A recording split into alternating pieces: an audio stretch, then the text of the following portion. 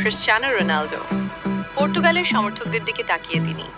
শুক্রবার ভোরে বিশ্বকাপের রাউন্ড অফ 32-এ ক্রোয়েশিয়ার বিরুদ্ধে খেলতে নামবে পর্তুগাল।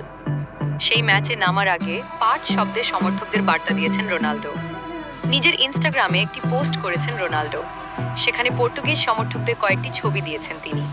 তাতে দেখা যাচ্ছে দলে দলে স্টেডিয়াম ভরাচ্ছেন সমর্থকেরা। ক্যাপশনে রোনাল্ডো লিখেছেন, make us feel at home, যার বাংলা অর্থ যেন মনে হয় আমরা ঘরের মাঠে খেলছি। এই পোস্ট থেকে স্পষ্ট, ক্রোয়েশিয়ার বিরুদ্ধে পর্তুগালের সমর্থকদের মাঠ ভরানোর আহ্বান করেছেন তিনি। যে কোনো খেলায় সমর্থন খুব গুরুত্বপূর্ণ। বিশেষ করে দলগত খেলায় এমন কিছু মুহূর্ত আসে যখন সমর্থকেরা খেলোয়াড়দের তাতিয়ে দেন। খেলা চলাকালীন ফুটবলারদের দেখা যায় হাতের ইশারায় সমর্থকদের চিৎকার করতে বলছেন।